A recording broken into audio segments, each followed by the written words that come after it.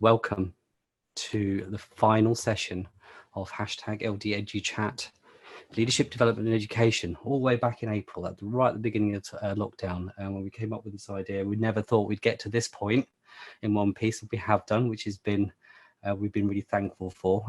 We started off with 24 sessions that we had planned, and we've ended up with 56 sessions. We were going to be doing it 3 times a week, and we've ended up doing 5 times a week. We thought we'd have 20, 30, 40, 50 people attending, and we've had on average over 250 per session for the entire series, and some of them have gone over our limit of 500. So we really do appreciate all the support you've given us during that time. And as I said earlier on, it is a slightly bittersweet moment. We are tired. It is the end of term. We are all teachers as well and work in schools, and we are looking forward to our break, as I hope you are too. But also we've built up such a community, and I've got to know so many of you online through this series that I feel like saying goodbye to you at this stage it is saddening, but I know that we will continue in some vein moving forward into the next academic year, and I look forward to working with many of you moving forward. And on that vein, we've got James Searle, who's also, as you've seen, normally signs in every morning on #CPDEduChat, and he did host yesterday. He said he was promoted for a session. He wasn't. He hosted yesterday, and he did a phenomenal job yesterday, but he'll be working on CPDEduChat, which will be is a collaborative project moving forward, which is something that all of you can get involved in. If you want to put on a session, we'll help you do that, and you will use our momentum that we've gained during this series to actually promote the work that you do. And that's something exciting coming out of this, and we're thrilled about that. So today's session, we've got the fantastic, inspirational Diana Osagie. I first met her 2 years ago, and totally blown away just by her speech that she gave and the interaction, and she matches up her actions to her words. And she has supported and helped and guided the things that I've done over the last couple of years, and I am so appreciative that she's been there, but also the fact that she's doing our final session today, and that was by no accident either. All the #CPDEduChat sessions that are being dropped in throughout the summer break, I want you to get notifications of those. So click the little bell at the top when you subscribe, and that will just tell you, you haven't even got to think about it. It just tells you that there's something new from us, and you can just watch it at your leisure when you feel that you can. So without further ado, I want to jump straight into Diana's presentation, and I'll see you after that. Let me start by making myself vulnerable to you and sharing with you one of my many mistakes as head teacher of an urban secondary school. I was the school bulldog, the deputy head before I was appointed, that everyone was afraid of. I could make children cry just by looking at them. I wouldn't advocate that as a leadership style now, but it was what it was. I could walk into teachers' classrooms, and just by standing there, people might quake. Again, not a leadership style I'd advocate now, but it was what it was. I'm a strong woman. I'm not subtle, but I am very nice. I'm confident, and I am 6 foot tall. When I wear my high heels, I'm 6'3". When I get in your space, you might quake a little. I was deputy for 10 years, then appointed as the head teacher, and then the pressure came. The pressures of headship were real, and some were just perceived, but they came upon me and they overwhelmed me, all 6 foot of me.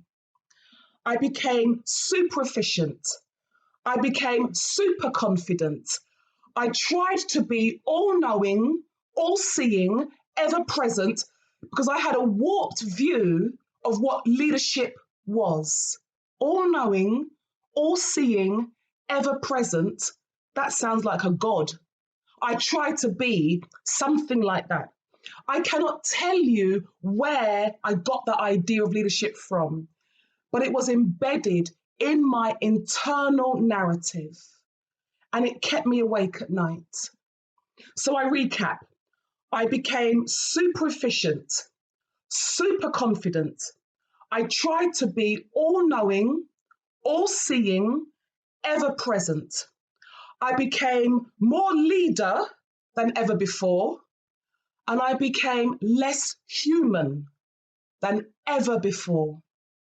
I was so busy being good, effective, being head teacher, I literally forgot to be nice. I forgot to be approachable. I left huge chunks of my humanity at home, and I came to work a shadow of the true person I really am. It wasn't every day like that, but if I'm honest, and when I look back, it was too many days like that. And that was just my first term. So now, September to December happens, whoosh, overwhelm. I become super. January rolls around, and I've got to make redundancies. 10% of the whole workforce have to be made redundant by the end of that year. Otherwise, our deficit, which was 650k at the time, would just go spiraling out of control. We were a standalone school, so we didn't have a MAT or other agencies to help us with this financial situation. And to say the relationships in school went pear-shaped is completely underestimating what happened. The unions rose up against me, and it was personal. Anonymous letters to my governors, anonymous letters to the DFES, letters to my MP, all complaining that I was the worst cow on the planet. I cried every night at home. I struggled to hold it together. I longed for the weekend because it meant I didn't have to be at work. I dreaded Monday because I knew I'm walking back onto that battlefield again. I tell you all this, no one knew anything was amiss in me. I was strong, purposeful, I showed up every day, I didn't miss a beat. But inside, I was suffering, completely in pieces. But if you looked on the outside, at work and at my performance, I was holding firm, but I didn't know how to do that and hold my humanity in place.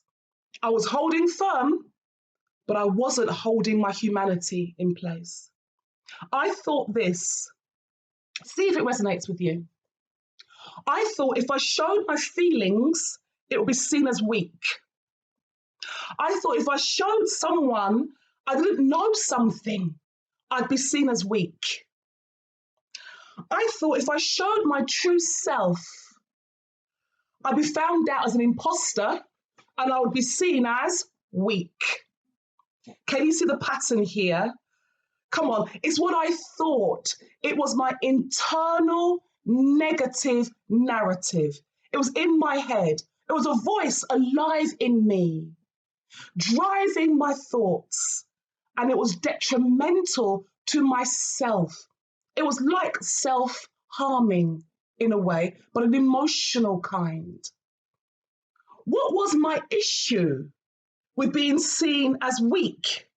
Why did this drive my thought process and in turn drive my actions? What was it about the human side of me that had this negative narrative embedded within it? Let me say this to you. Everyone who can hear my voice, listen to me.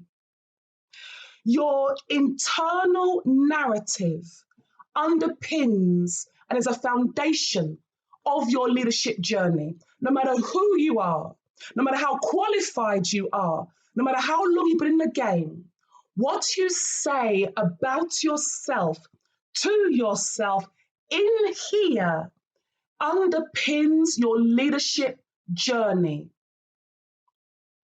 It's a central pillar of the kind of leader that you are. Is that internal narrative I'm now asking you to challenge, to probe, to change if necessary.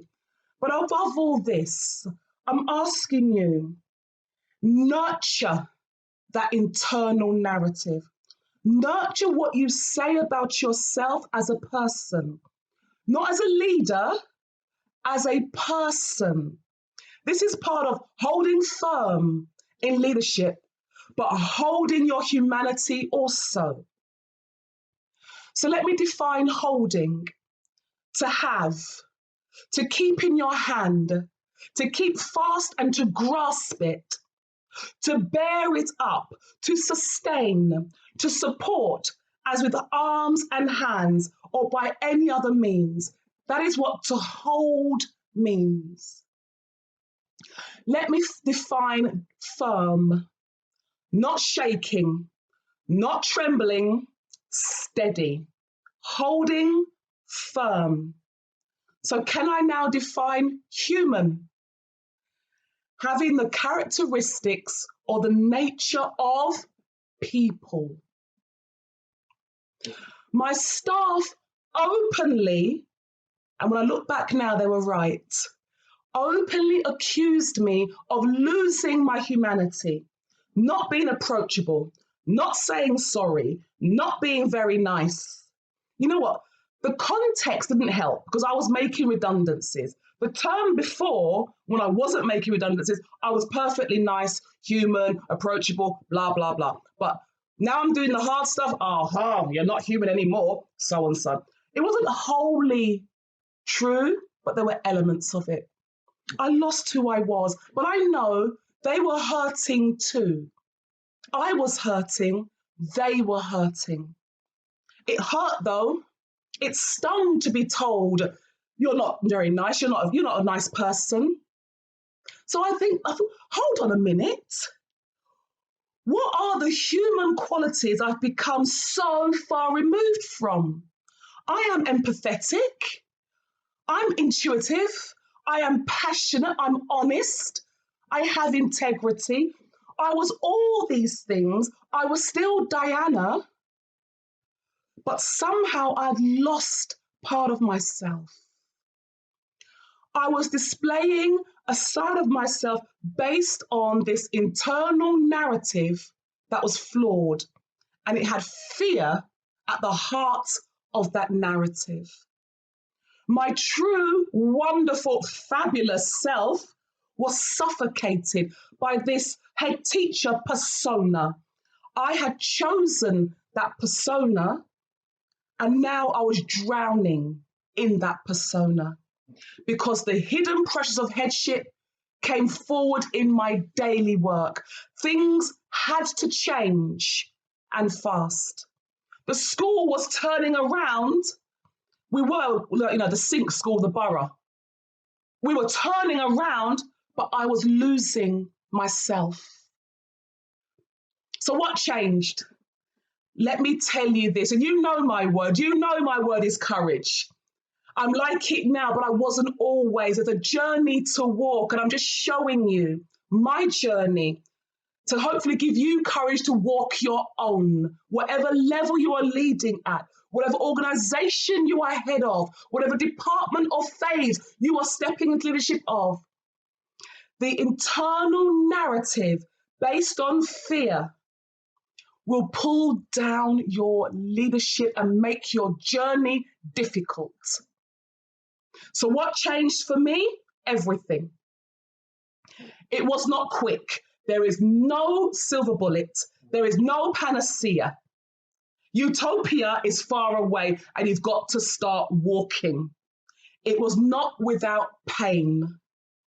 But as I started with that internal narrative, I began to make different choices. It all starts here. It doesn't start with your masters. It doesn't start with your MPQH or any CPD course you've been on. It starts here with what you think about yourself, with what you choose to think about yourself. It's a choice. Difficult to change, but it is a choice, and it's yours to make. I am good at communicating. It's one of my strengths. But the pressures of headship had put this fear in my mind that if I start communicating and opening up and listening and having dialogue, Negative things will come. People will tell me stuff I don't want to hear, and I can't handle any more pressure right now. So I just put my head down and got on with it. But I had to go back to what I'm good at. I'm good at communicating. Strategy came. Okay, let us do head surgery, Diana. People say you're unapproachable. You probably are because you're busy. All the way through my headship, I taught science all the way through. You try teaching physics whilst you're trying to make redundancies at the same time. You try teaching biology and marking coursework whilst you're trying to deal with the union issues at the same time. It's pressurized. And when you say I've got an open door policy, no, I haven't. I was never in the office. And when I was in there, the door was shut. Head surgery, every Tuesday, 3:30 till 5:30, I'm there. Any member of staff, come talk to me. Book an appointment with my PA, just say, I want to see Diana, 10 minutes. You can talk to me about anything for any 10-minute slot, anything at all. Any member of staff, I'm genuinely there. I sat there from 3:30 till 5:30 every Tuesday for 6 years. Sometimes no one would come. Other times it was like a revolving door. Just making that thing change to be approachable again, genuinely. I'm human. Come and talk to me. I'm a good lover. I love to love. I'm into professional love. When you are loved, you thrive.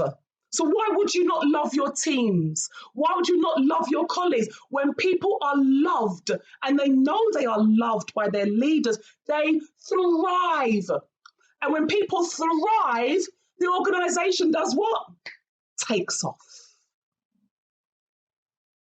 So now I said to myself, love your teams, Diana. Show them love. Show them love. Don't get it twisted. I'm not talking about love that is weak and you can walk all over me, because that's never going to happen. Let's just get that straight. But I will love you and hold you dear. I will care for you and your family. I will make whatever you need possible so you can thrive. I chose to bring the loving side of Diana to work. She showed up, love and all. She showed up, communication and all, 6'3" in her heels. Diana began to show up. To put the fear aside, limit the influence fear has on your thoughts. Limit the influence it has on your speech and on your actions. Acknowledge it is there. Fear is there. Don't get me wrong. It's not going anywhere. But limit what influence it has upon your life. I had to choose courage. Did my heart flutter? Yeah. Bang, bang, bang, bang, bang. My stomach would flip. But I got used to working from a courageous place than from a fearful place. Was the outcome always better? Hell no. But the majority of the time, I was better. I was better. And when I'm working at my best, things happen. When I'm loving my teams, things happen. You can do anything through teams that feel loved. So have the courage to love them. I'm good at sharing.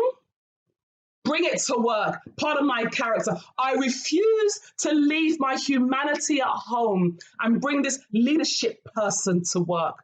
It's like putting on fake clothes or something, a suit. And then when I get home, I change into my normal self. I refuse to do that. I love sharing. The right answer coming out of your mouth, we all win. We all win. I genuinely want you to be successful. If you win, I win. And if we are winning, our young people will win. Oh, come on now. Distribute the leadership. Don't sit there on it. I'm the king of the castle. Get off your horse and start walking your leadership. Get off your horse and start loving your teams, showing them love, distributing leadership, giving them real responsibility, autonomy. They must report back to me. Of course they must. They might be doing rubbish, I don't know. But they must report back to me. But I'm saying, you're responsible. How are you going to get there? Tell me. Show me. Now do it. What do you need from me? I'm going to love you to the point of success. Come on now. I'm slightly emotional. You might have noticed this. I feel, I love, I hope, I expect, I want the best for my young people and my staff. I truly do. But I need help. I need support. Needing help, needing support is not a weakness. Bring your ears, hear me. Needing help and needing support is not a weakness. It's a sign that you have emotional intelligence to recognize you're at a limitation and you need someone or something to step in and help you over. Okay? Diana, get coaching.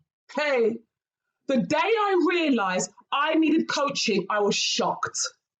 Because to me, coaching, that was for people who weren't very good at their job. Coaching was the first stage of informal capability in my mind. You need coaching? No problem. I'm looking for your replacement. You don't know what you're doing. I'm ashamed of myself now. Then I realized there was something I came up against, I couldn't solve it. And I thought, I wonder if this nonsense coaching will actually help me. This rubbish that my staff been telling me about. Got myself a coach, paid the money, turned it around, quick like that. I was shocked. I needed support. I couldn't find the answer. Outside of my organisation, got coaching. Oh my gosh. I'm ashamed of how I was, but it's my journey. I'll share it with you. You need support? Listen, if you are CEO of the biggest academy chain in this country and you need support, holler, hit me up, say so. I'll be there for you. Okay? It doesn't matter what position you hold, you will need support. You cannot see the back of your head. You cannot proofread your own work. You cannot see your own mistakes. And you need someone who has only one motive, that you do well, to step in and coach you. Be courageous and say, I need someone. Be courageous and say, I need someone. So I'm hoping by making myself vulnerable to you, sharing my story, sharing my mistakes, and how I address them, it helps you, because that's what we're here for. If I've made it to leadership table, I open the door and I hold it open for you to come in as well, you to thrive. When you thrive and I thrive, and there are thousands of us as leaders thriving in our respective places, the world changes. And I'm in the world changing business. I said it before and I'll say it again. The world and society is in our hands as educators. Nothing happens unless we say so. Yeah, I'll tell you that. From us, from education, from our classrooms, from our schools, comes doctors, lawyers, accountants, hairdressers, plumbers, electricians. The world comes out of education. We are the doorkeepers. So we change the nation. The children in year 6, stepping into year 7 now, will have a completely different experience compared to those who were in year 7 20 years ago. The children stepping into early years education now will have a totally different experience to those who stepped in 20 years ago. We hold the nation in our hands. It's not a claim, it's the truth. So we do that with courage, people. We do that with courage, with fortitude, with resilience. Don't do it alone. I'm shouting at you now because you've switched off a bit because it's been 21 minutes. Don't do it alone. Get support. Go outside of your organisation if you have to. Get support and change any internal narrative that is holding you back. You are good enough. In fact, you're more than that. You're a world changer. You're a nation changer. You're the gatekeeper to the future. Be courageous. You can do this.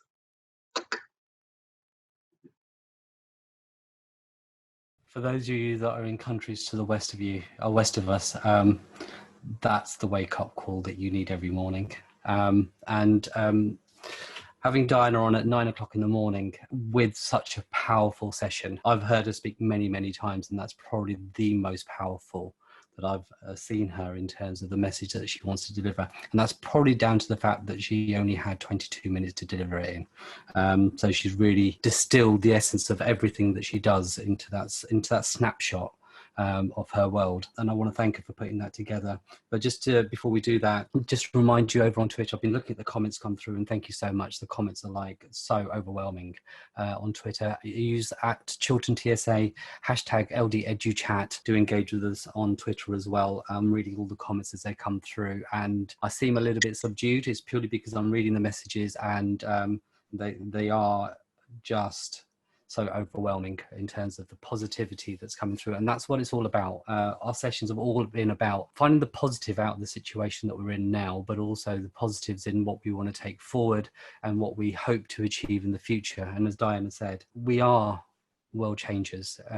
Every single one of you that's out there now watching this now, whether it's live or whether it's on YouTube, any one of our sessions, you're doing that because you want to make a difference in the world that's in front of you. And you will do that. You will do that. You make a difference every single day you are in front of a group of students. Every time you're speaking to a colleague, you are changing the world with what you think and what you do.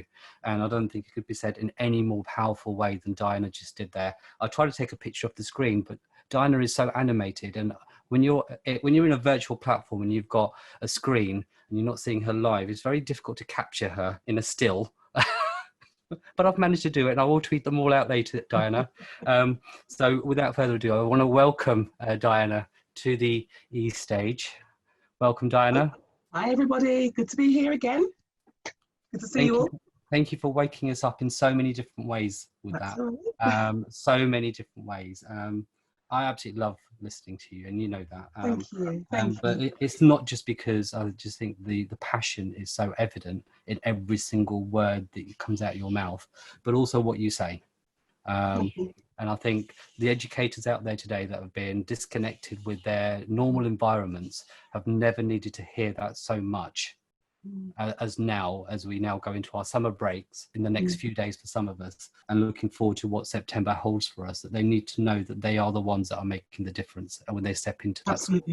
And they have been doing so. I just want to remind everybody out there that's not a teacher, the teachers that are employed in our schools have not stopped working during this whole process.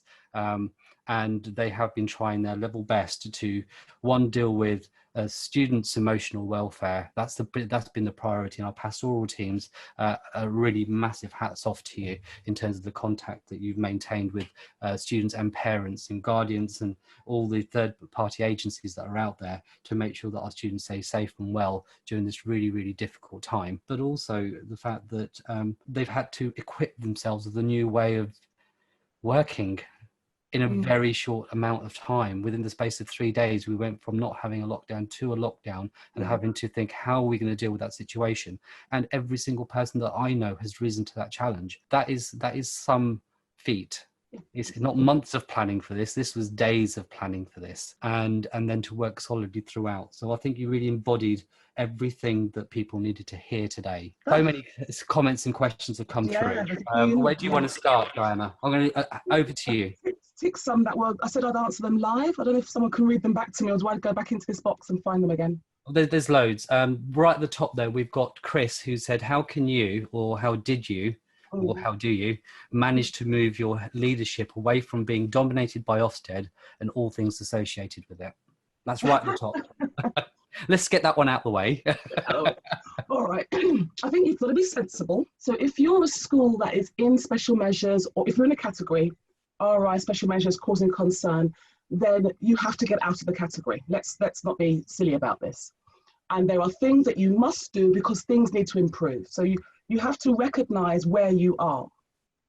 So you don't start, so for example, when we were in special measures, I've done that journey when we were the second worst school in the country. You know, I mean, not the first, but, you know, and at that time we had 5% A to Cs. This was when I was a deputy head of the same school. And we didn't have capacity nor the luxury of blue sky thinking, you know, plotting things on graphs and having to think about it and trying things out. No, we had to get, the basics were not in place. Just recognize where you are. The basics were not in place. Teaching was not good enough. Our exclusion rate was too high. Our attendance was poor. So there were things that were not right, and we had to address those. And we had to get out of the category for the young people's sake and do that quickly. So when you're in a situation where you're in a category or in a difficulty like that, then you do what is necessary to get out of that situation. Then when the school is now in a position where you can have the luxury of autonomy, so you can, you know, literally almost think for yourself, you don't have to think against the criteria, then you can start to do that kind of work. I think you choose, when you're in that position where you can choose, you're not in a category, you now choose what dominates your thinking. So whether it be Ofsted or Pixel or whatever latest things come out, you know, I've seen schools that have moved from Ofsted domination, if you like, to Pixel domination. You know, so everything that comes out on that website, bang, that's what we're doing. You know, or other forms of domination. So you choose for your young people what is the best thing. Be mindful that your choices will be scrutinized. That's the way of our world. Every industry has a scrutinizing body. So I chose to train as an Ofsted inspector and what have you, but I began to see that to be frightened of the accountability structure was a nonsense. And it just sets up this fear dynamic within your school leadership team and within your school, because then you start doing things for accountability purposes.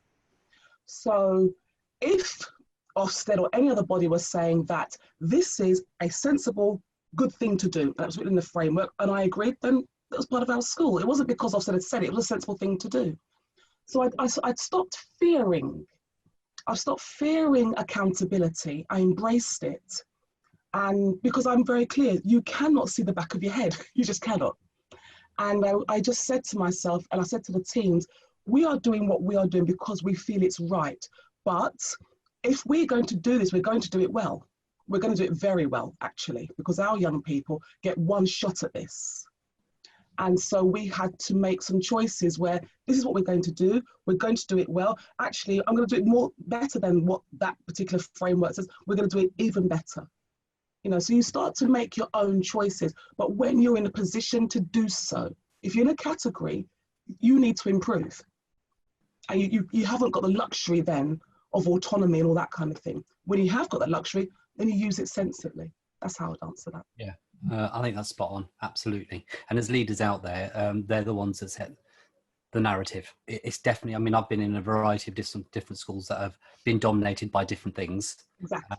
And it's not surprising the ones that have been judged outstanding have never really talked about Ofsted in the whole process that they've got there. They've never discussed it. They've never said we're doing this because of Ofsted. They've literally just worked at the culture and the ethos of the school, and that's what they deem to be the best thing to do.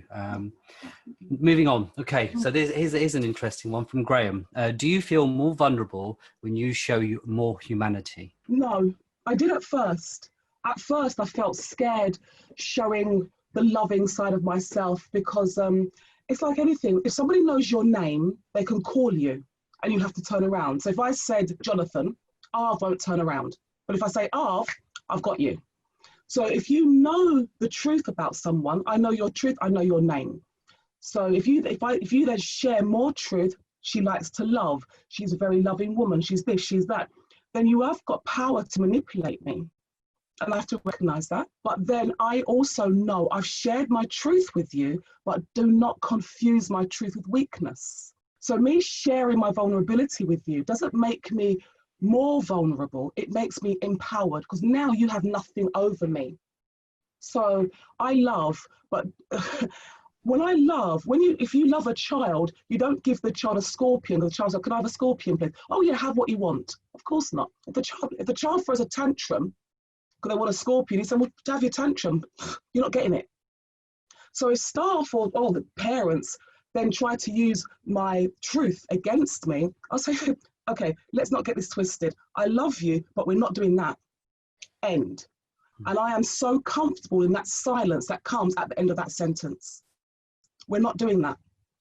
I'm Yeah. still not. And anybody that's been to any of Diana's conferences where she's delivered a keynote, that's from experience, by the way. She's been in that situation with, as a head, with some of her senior staff that she's been vulnerable to and who've tried to exploit that. And and you have to recognize that humans will exploit what they perceive as a weakness. But my truth, I am clear, is not a weakness. My love, my intellect, my personality, I don't see it as a weakness. But if you see yourself like that, then you've got inner work to do. You know, so if you see yourself as very kind and you perceive kindness as a weakness, you've got inner work to do. You know, yeah. Yeah, absolutely. So just dropping down to a different challenge, we've got Tensa, who said, as a middle leader, so the most difficult position in the world, I've got to say, in education, ripped from both sides, or potentially ripped from both sides. As a middle leader, how do you lead with courage when SLT sets limitations on you and often undermines you? So in terms of whether you are undermined or feel undermined, I think both of those are the same thing. In terms of, as a middle leader, quite often you have some autonomy in what you do, but you don't necessarily steer the ship. There's two things there. If you're in middle leadership, and let's qualify this, if you're in middle leadership and you're good, right, and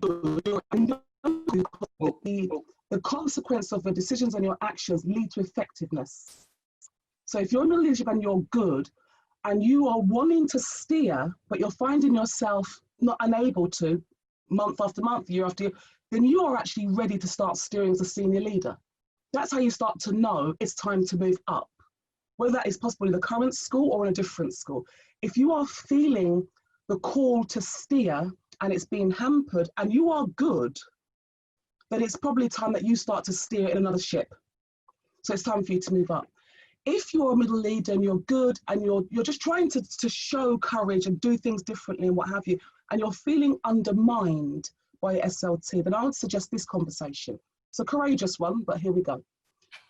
You speak, first of all, check, because you might just be in Narnia, right? So check with another middle leader. Can I run this past you? Am I off base here? Okay, so don't assume that you are right. Let's start there, right? You are not misinterpreting, you are not just making something that is actually not there, you just accept your reality. If it is reality, then you have this conversation with a middle leader that has some power, a senior leader that has some power. Senior leader, this is what I want to do, this is what is going on, this is what's happening, and I'm asking you, the leadership that's happening, so your senior SLT are saying or doing this, and it is landing like this with me, making me feel in this way or making me act this way. Is that your intention? Was that what you intended? You made this policy, or you did this thing, and it's landed like this with me. Do not speak on behalf of the leader here, on behalf of yourself. Was that your intention? You may not be able to answer, do you want to go back to SLT and talk, but it is something that I need to have resolved. You know, sometimes, and not a lot of times, SLT are not aware of how their leadership is landing with MLT. They're not aware of the emotional impact of their words or of their actions, and then just need to have that dialogue and have that conversation. So first of all, check that you're effective. Check that what you're thinking or feeling is actually reality and it's not just in your head. And then have the conversation. Is that what you intended, or am I misinterpreting your actions? This is what I want to do. This is where I want to go, and I'm feeling hampered or undermined or stuck. Is that your intention? Please help me by telling me how to solve this. What's your solution for this? and see how you go with that. That's what I would do. Thank you. I hope that answers that. It's always difficult when you don't know the context. But I think in general, in terms of, I think it all comes back to, like you said, discussing it with other people.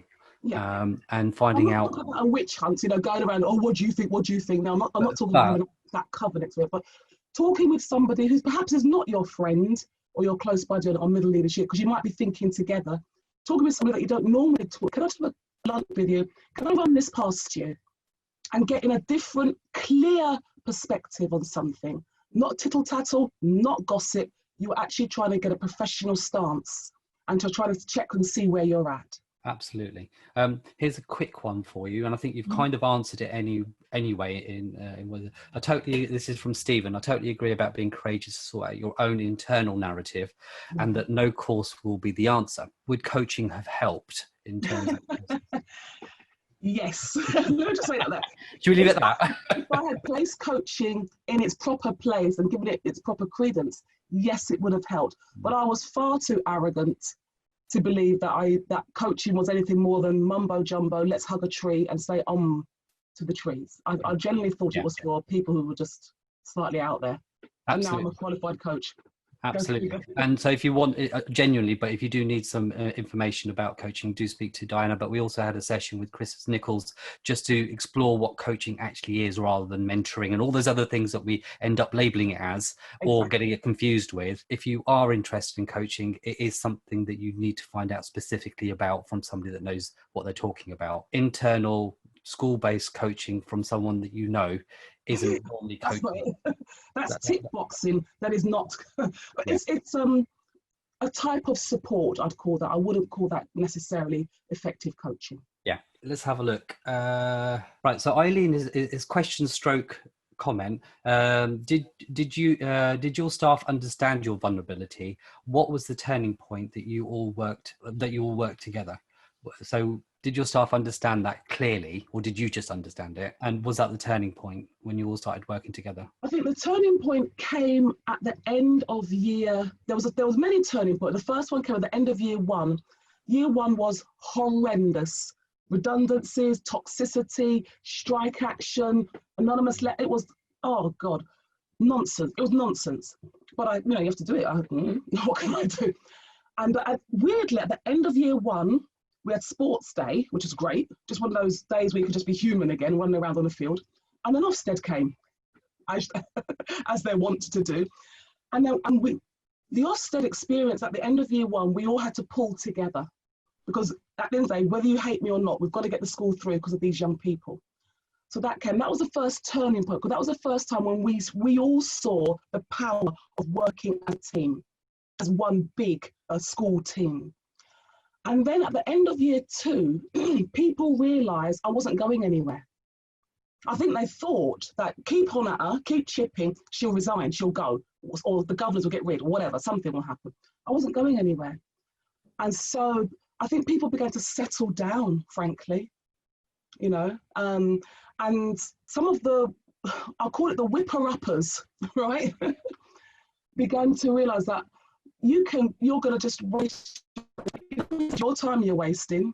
That kind of, we say to the children, don't we?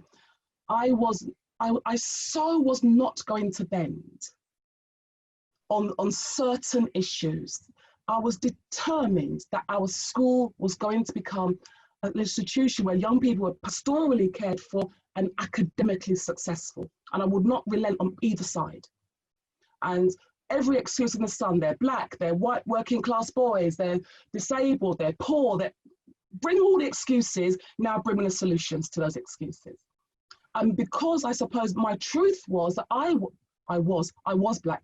I am black, working class. Yeah, like I'm not no more, I'm dusky.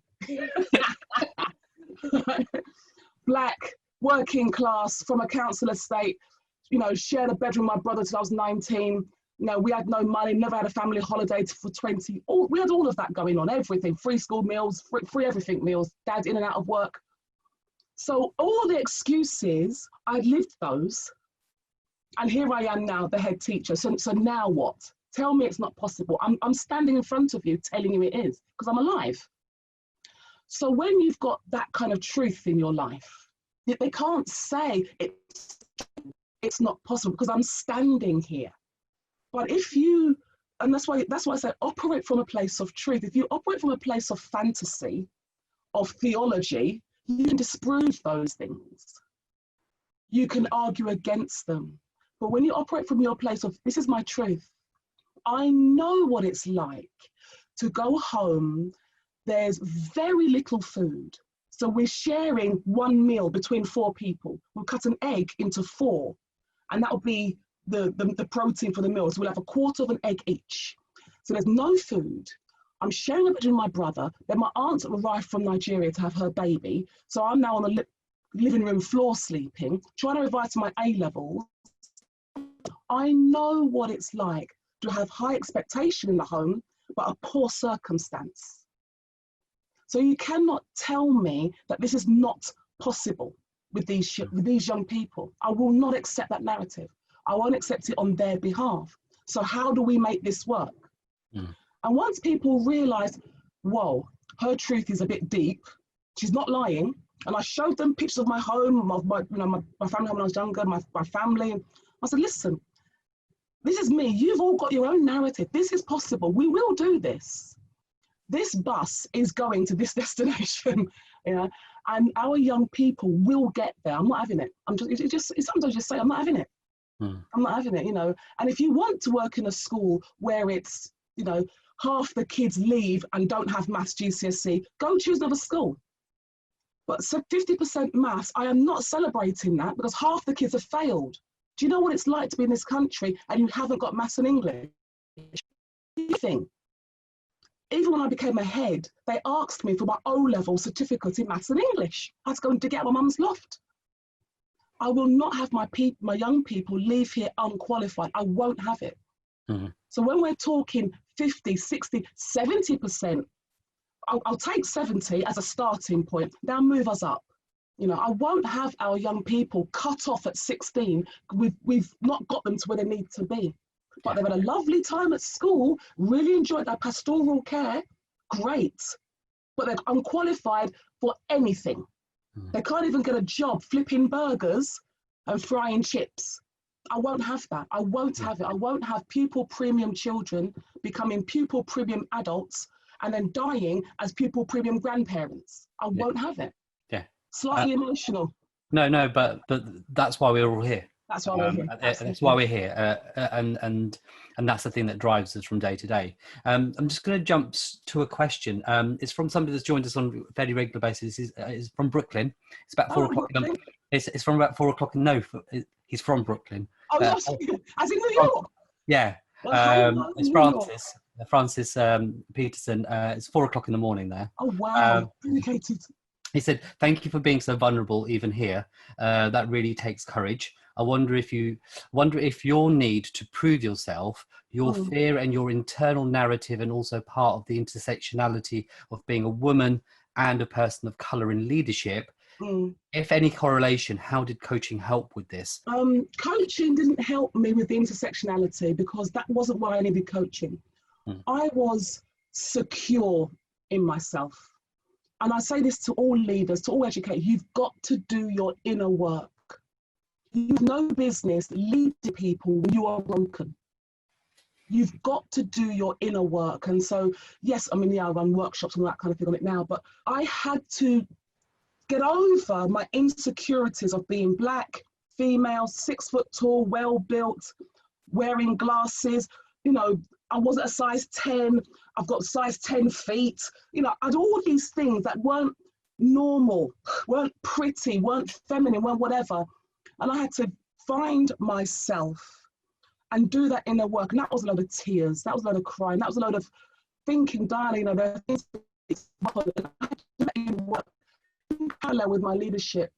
So that wasn't what I needed coaching on. If you don't do that inner work, leadership's tough because you're leading from a place that's fragile. You cannot lead when you are fragile. You're easily broken. So you have to, I'm not saying become tough as in, I'm not talking Hulk tough. I'm talking you are secure.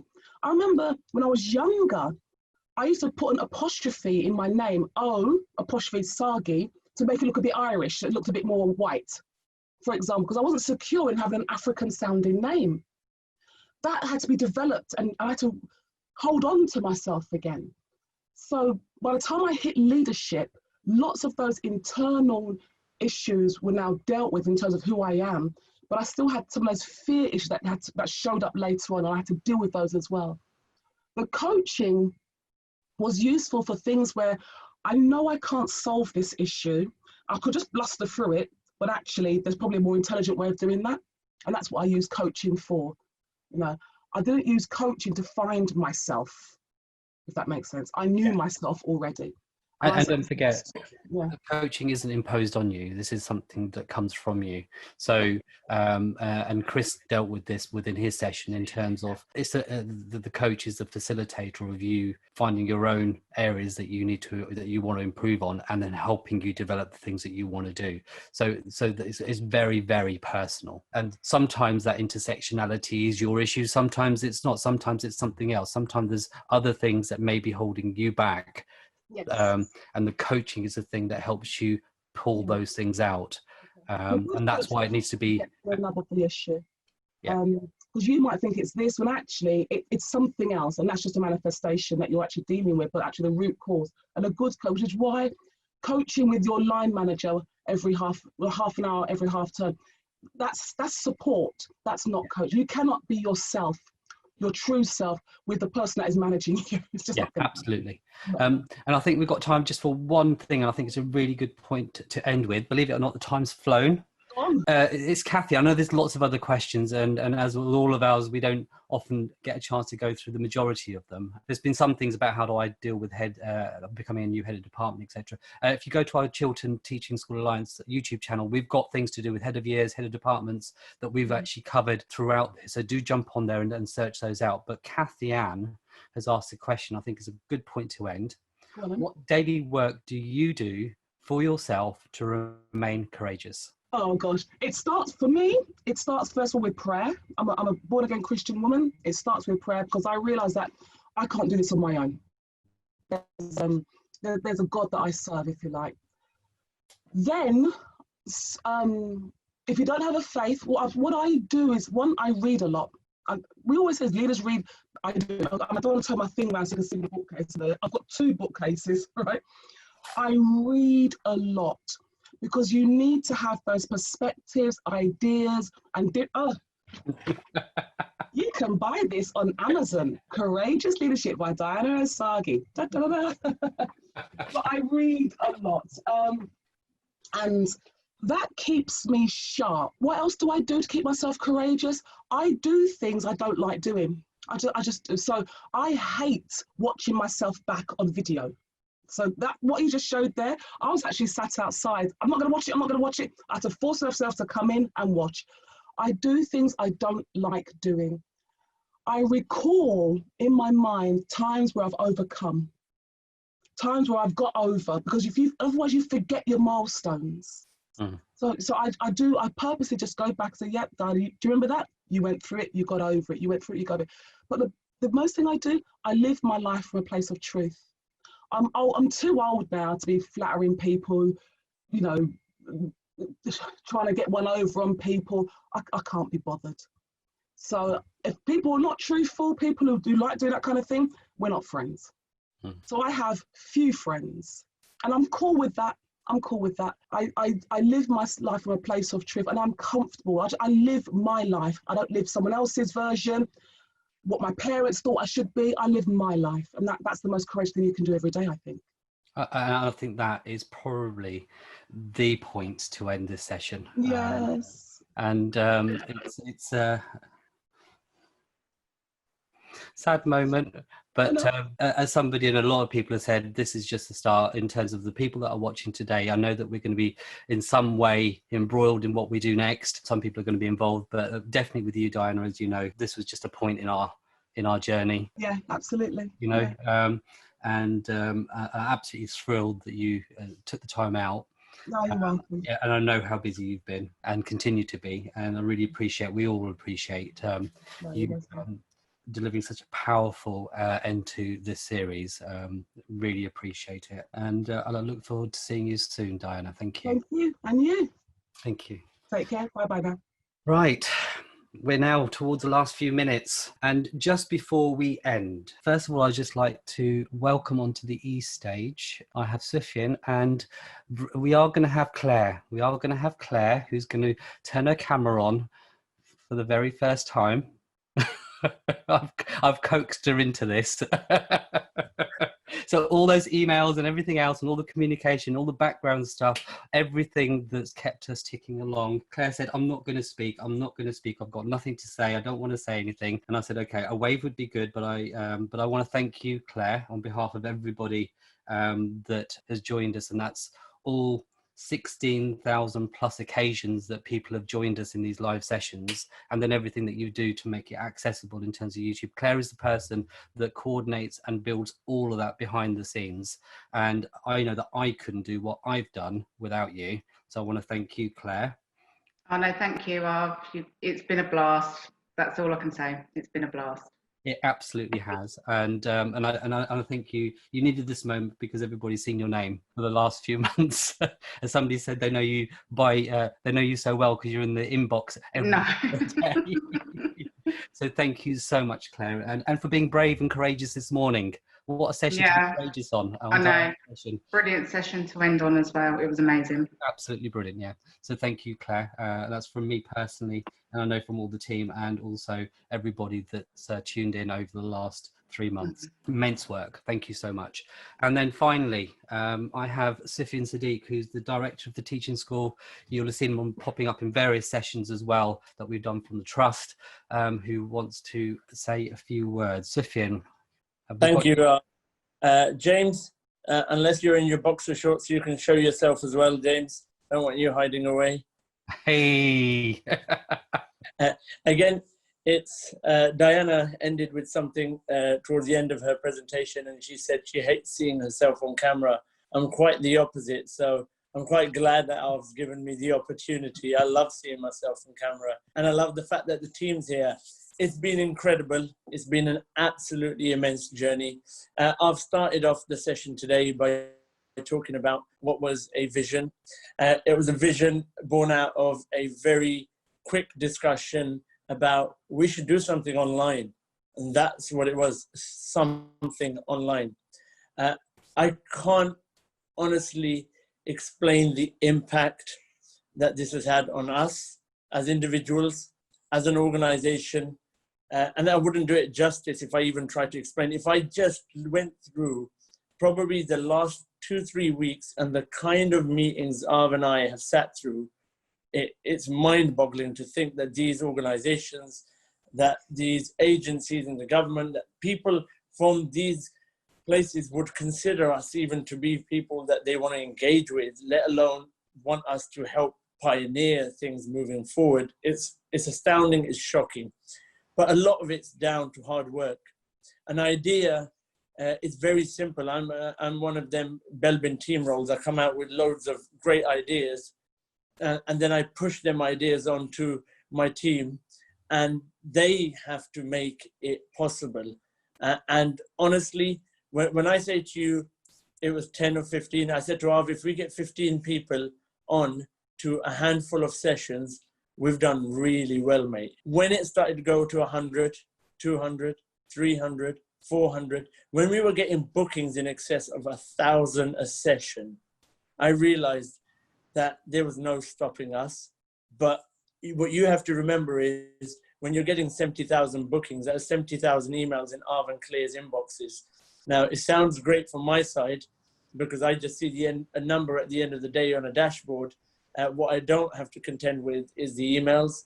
What I don't have to contend with is the technical difficulties of going in the morning. Just an example, there's been many nights that you would not have seen that the team has stayed up all night because our video hasn't come through. Our internet connection isn't working. We can't upload things properly. And because we're not a professional setup that was set up to go online in the way we have. But we have achieved something as a team. And it makes me incredibly proud to know that Arv, Claire, James, and the work that they've done to make what is essentially UK's best online CPD program, especially during the COVID period. I think there's no doubt in that. The content, the quality of content, the quality of contributors that we've had, some of the speakers that just to be associated with them is an absolute honor. To know that Diana has given up her time to be on our platform, to add value to our platform, is incredible. To know that we've spoken to some of the leading lights in education in this country, and they've given up their time to share their wisdom with our audiences on our platform is incredible. But to know that we've hit some of the most powerful and hard-hitting topics during this time. We've not shied away from talking about Black Lives Matter. We've not shied away from talking about the racial injustices that exist in society. We've not shied away about addressing inclusivity. We've not shied away by looking at the fact that there are elements of our system that are broken, that need to be looked at, that need to be addressed. And that's powerful, because with a platform comes responsibility, and that responsibility is one that I'm immensely proud that Arv has done a sterling job in handling that responsibility. We've taken on some of the most difficult topics that have come with a lot of nerve-wracking thinking beforehand, but also that vulnerability that Diana talked about. I don't think we can stop for a minute, imagine how vulnerable Arv would have been in the last 2 months. You're on a stage, people in over 80 countries are suddenly open to making an opinion on something that we're doing. But what we've realized is we've been inundated with support from you guys. We've been inundated from gratitude, appreciation, thanks from everyone out there around the globe for the work that we've done. It's no easy task to get up every single morning, and these guys have done that every single morning and look as fresh as they do. For some of us, it's very easy. For me, I'm natural at this. I can wake up every day and look good, and they know that it's easy. But for Arv, it's quite a hard task. And he does a good job. He makes a real conscious effort every morning, getting up and looking good and thinking about backgrounds, thinking about what's in the background. He can't even just put on a shirt, because now he has to think about what he wore the day before and the day before and the day before. And that's a lot of planning, but that's also a lot of pressure every single morning, no matter what. There wasn't a day he wasn't feeling well, he still had to get up and do it. James in the background was still there uploading these videos, irrespective of what was going on. Claire hasn't taken a break like Arv. These guys haven't taken a break in months. These guys haven't had time on in months. And for that, I am truly appreciative. But I appreciate that both as a colleague that works with them, as someone that has had the good fortune of being a part of this team, but most importantly, I appreciate that for what they've done for our educational sector, for the value that each one of these guys has provided and the way they've enriched and provided a rich source of knowledge, addressed issues, and made lockdown a very difficult period, especially for communities like our community in Luton that has suffered a great deal. They've added huge value. They've given lots of inspiration. So I want to give a huge thanks, and I'm sure and I hope that you take the moment to go on the internet today, on Twitter, and give a massive thanks to this wonderful team of mine, Arv Koshal, for leading this courageously, brilliantly. I'm proud of the fact that, again, when you look at some of these CPD programs, there's not many people that look like Arv, that are from the background Arv is, that are from the ethnic background Arv is, that are leading CPD programs of this scale, of this size, nationally, internationally. Makes me proud that we have Arv on every morning. Makes me proud that we're actually breaking that stereotype of what people expect by having someone that's an inspirational ethnic minority leader for many of us to look up to. And those that know Arv will know that he's an inspiration every day. So thank you, Arv, for all that you've done to make this program a massive success. And do take a much deserved break. Claire, I want to say I really want Claire to take a break, but I really don't, because I know how hard life is going to be for me over the next few weeks, because actually we've got lots going on. But Claire, you do need a break and you deserve a break. This has not been the kind of job that any administrator in the country would have been doing during this lockdown period. The volunteering that you have done out of your passion for the work and some of the topics. Things like the Black Lives Matter event, I know that meant countless hours outside of your working hours that you gave up to make an event like that a huge success, but countless hours throughout this whole program. If I was to even note them hours, I'd probably be in some sort of legal trouble for allowing you to work over and beyond your contractual hours. So I won't note that, but it's appreciated and you've been an absolute star. Thank you very much. And lastly, is this the end? And actually one thing we didn't want to do is be a one-hit wonder. We have had this amazing leadership development EduChat series, and we've really helped change the landscape. We've brought CPD by leaders, for leaders in the educational sector for free. And that's really important, for free. Actually, there's too many paywalls in this sector. There's too much that's being charged for. And actually what we've realized is people value CPD, people value improvement, people value development. And people value it because they tune in, they take notes, they give us feedback. So we want to bring to you more CPD in the next year through CPD EduChat, slightly different series that James will be leading, but this series will be steeped in school practice, looking at pedagogy in the classroom, looking at how you can improve your teaching, looking at specific aspects of school improvement, looking at aspects of school support roles, whether it's receptionist, being a PA, administrator, site person, whatever it may be. We want to shape the CPD for the coming year to bring you at least 100 brilliant CPD events over the next year. Not live, but on our YouTube channel. So if you haven't subscribed yet, please do subscribe. If you're going to do one thing today, that's to tweet out and tell people how wonderful the series has been, to tell people how important it is to tap into our YouTube page and subscribe so they can keep up to date with the updates. But more importantly, the CPD EduChat series is CPD for teachers, by teachers. And that's really important. We want your contributions. We're not the experts here. We're a brokering service. We are the people that bring the brilliant people from the sector and give them the platform so we can reach out to our educators across the globe. So if you have something that you're passionate about, come to us, contact us, and we will ensure we get you the stage. On that note, I would love to say that, James, you can also have a restful summer, but James won't have a restful summer because we're starting our series on Monday. From Monday onwards, there will be 2 CPD series a week, 2 CPD events a week that will be uploaded. And that's the plan until next July. We will ensure that we provide high quality CPD to all of our teachers in the sector. Thank you to our wonderful team. Thank you to all of you that have taken that time out to support us. Stay safe, enjoy your summer, keep tuned in with our stuff on Twitter and on YouTube. Brilliant. Thank you very much, everyone. Thank you, Sufyan. This is me signing off for the final time of this academic year. This is Arv Kaushal signing off on hashtag LDEduChat, Leadership Development in Education Online. I shall see you at the other side of the summer.